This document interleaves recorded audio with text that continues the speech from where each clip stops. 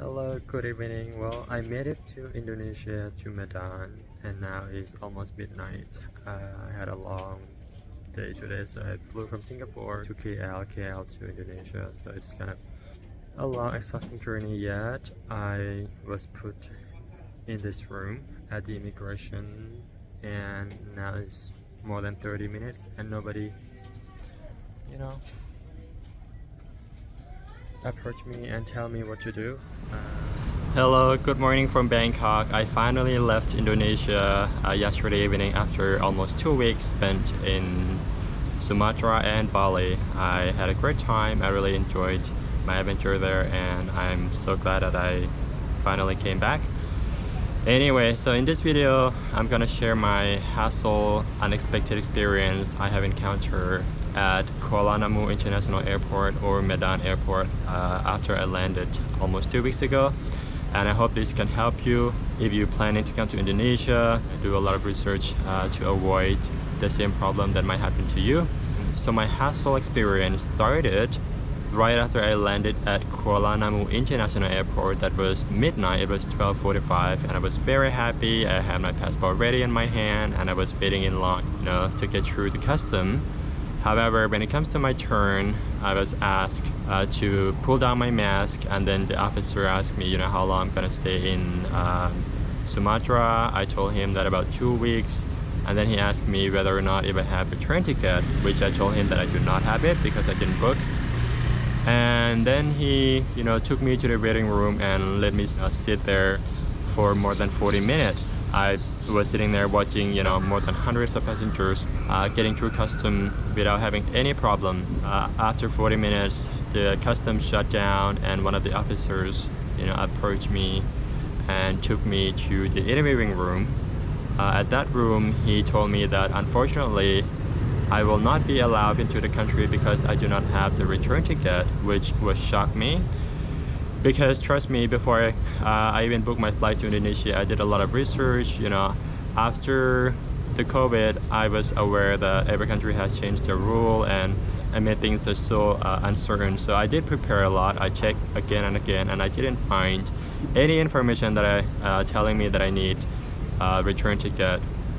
So he said that, well, in order to grant my entry, I have to pay for a tourist visa, and that even puzzled me a little bit more because I'm from Laos.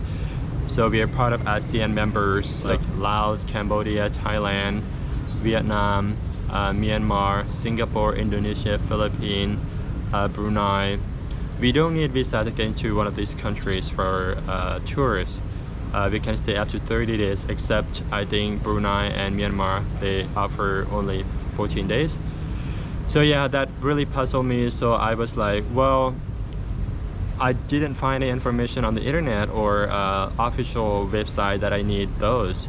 And he's like, well, that's the rule that we have changed recently. And he insisting me to pay for the visa, otherwise I'll be sending back to the country of origin.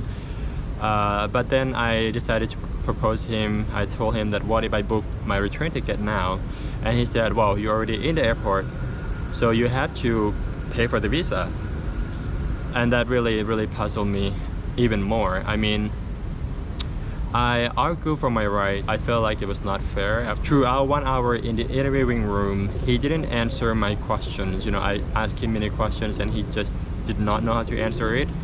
When he insisted me to pay for the visa, I asked him why should I pay, because I have checked everything. And then he went out talking to his colleague and came back after 15 minutes, and he showed me some article on his phone which is in Indonesian. He said, this is our new rule that has changed recently.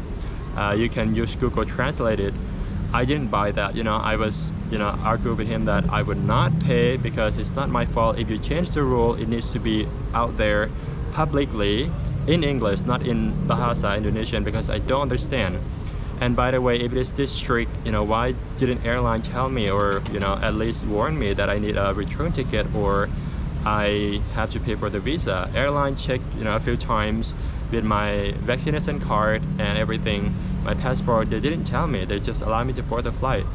So in the end, as it got tougher and tougher, he called his boss to make the final decision, and Then he called the airline and scheduled the deportation to send me back to Kuala Lumpur the next morning.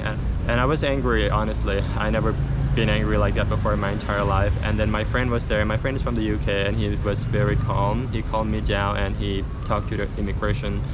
And he ended up paying for the visa for $30 and as well as booking the return ticket for me right there. So thank you so much, Rory, for helping me out. Yeah, you're an angel.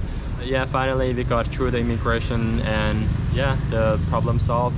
So my point is that every country has their own rule and regulation, but that experience that I faced in particular doesn't make any sense to me because first of all, I couldn't find anything, you know, even from official website that I need those to. As a guest, I do respect, you know, when coming to a certain country, I respect the rule and obey the rule, but some unwritten rule, it just doesn't make any sense to me. But they're the one who control, you know, the system, so I ended up doing what they asked me to do. So in the end, instead of just booking the return flight or just pay for the visa, I ended up doing both.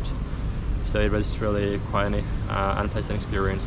I mean, I have traveled to over 20 countries for the past 5-6 years and I never had anything like this before. I've been to Europe and, you know, I've been to Singapore just 2 days before Indonesia and I was not asked return ticket whatsoever. I mean, you know, they're the first world country and they should be the one that should be scared that I'll be you know, overstay or doing something illegal, and somehow they didn't ask me that because we're part of ASEAN. That's the point. And yeah, that's why I was very confident that Indonesia shouldn't have any problem for me because I was there before. Again, that was before the COVID. It was back 2018. I didn't have return ticket and I didn't have problem. So yeah, if you're planning to come to Indonesia, please do your research, book your return ticket, or you have to pay for the visa like I did. Even though you're from ASEAN countries, please don't be confident. Try to avoid the problem that happened to me. And one thing, do make sure that you download this app before you go to Indonesia. So at the custom, when you check in, airline will ask for it. So you just download this app and register. It's kind of COVID tracking app, and yeah, otherwise you won't be allowed to board the flight. So yeah, I really hope that my experience helped you a little bit. Please don't let it stop you. Such a beautiful country. I really enjoy it. It's the paradise. I love Indonesia and wonderful people, especially Balinese people. They're so welcoming, so open-minded, and I'm looking forward to going back to